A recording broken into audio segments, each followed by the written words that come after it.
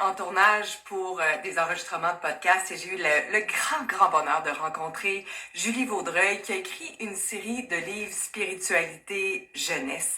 Et il y a quelqu'un dans les commentaires qui m'a dit « Peux-tu nous en lire un extrait? » Je me suis dit « Pourquoi pas? » Alors juste avant de commencer, je vais lire juste 2 pages là, mais est-ce que tu as des enfants ou est-ce que toi, quand tu étais enfant, tu avais des connexions avec ton intuition? Est-ce que tu avais des capacités? Est-ce que tu voyais ta mère, ta grand-mère ou les personnes qui étaient défuntes, les esprits, les guides, les anges? Combien d'entre nous est-ce que nous avons vu capter des énergies que peut-être nos parents, nos grands-parents ou les amis alentours disaient « Ben non, ça se peut pas ». Ou si t'échangeais avec ton ami à l'école puis tu disais que tu avais vu un fantôme, mais peut-être qu'il racontait ça à sa mère puis sa mère disait « Ça se peut pas les fantômes », puis peut-être que tout le monde riait de toi. Il y a bien des gens que j'ai rencontrés dans le podcast Impacter le monde qui ont été intimidés ou bullied parce qu'ils avaient des capacités extrasensorielles quand ils étaient jeunes et ça n'avait pas du tout été mis de l'avant. Alors, j'ai pensé te lire juste 2 pages, OK? Entre-temps, est-ce que tu peux me dire si tu as des enfants et as-tu des capacités depuis que tu es petite que tu as peut-être refoulées? Alors, je vais te lire les 2 premières pages de Olivier et les 4 canaux de communication extrasensorielle. On parle ici de clairvoyance, de clairsentience, de clairaudience et de clairconnaissance.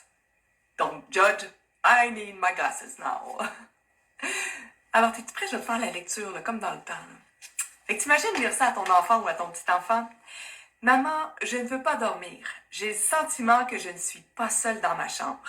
Je crois qu'il y a des monstres qui s'y cachent et j'ai peur. Est-ce qu'il y a des gens qui nous protègent dans notre sommeil? Demande Olivier. Ne t'inquiète pas, mon chéri. Grand-mamie, nos ancêtres, les anges gardiens et bien d'autres veillent sur nous. Tous ces êtres de lumière sont avec nous la nuit comme le jour. Dans ton cœur, tu peux ressentir leur présence ainsi que leur amour. Tu peux t'endormir en toute sécurité maintenant, lui répond sa mère.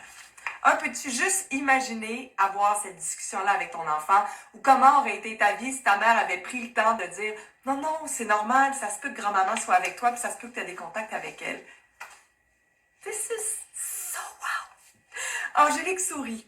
Elle se revoit enfant, terrifiée, sous ses couvertures, lorsque ses parents venaient d'éteindre la lumière pour la nuit. Elle craignait immensément les ombres.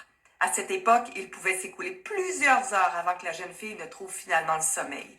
Depuis son enfance, Angélique a toujours capté les énergies des défunts et ressentir leur présence. Ces manifestations de l'au-delà ne lui avaient jamais été mentionnées à la maison, ni même enseignées à l'école. C'était un sujet obscur dont personne n'osait discuter. Lorsqu'on semblait voir, ressentir ou entendre quelque chose d'extraordinaire, il ne fallait surtout pas le dire par peur du jugement des autres. C'était un secret bien gardé. Le temps était toutefois passé et bien qu'encore aujourd'hui, Angélique continuait d'apprivoiser ce côté givré de sa personnalité.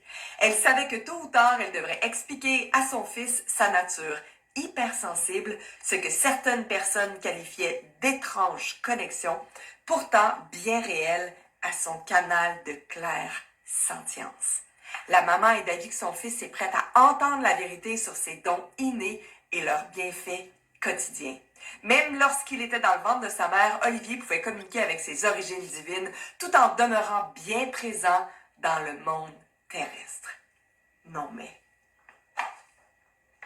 t'imagines pouvoir lire une histoire à ton enfant ou avec tes petits-enfants pour parler de claire-conscience, de claire-connaissance, de clairaudience, de clairvoyance. Mettre les mots réels, ouvrir la discussion, ouvrir la porte, puis faire en sorte que nos enfants, nos petits-enfants, nos neveux, nos nièces n'aient jamais à se fermer ce canal si précieux qui est l'intuition, qui est de la médiumnité et qui est une carte maîtresse, une clé passe-partout dans notre grande expérience terrestre. Est-ce que ça vibre pour toi? Un peu, beaucoup, passionnément, à la folie? Pas du tout. Écoute, on est rendu à la page 7. Peut-être que je vais te lire un autre extrait demain. Ça pourrait être notre petit moment, là. Tu vois, les cheveux blancs, la sagesse qui te fait la lecture comme dans le bon vieux temps pour reconnecter à tous tes canaux de communication. Je te souhaite une magnifique journée. Bye.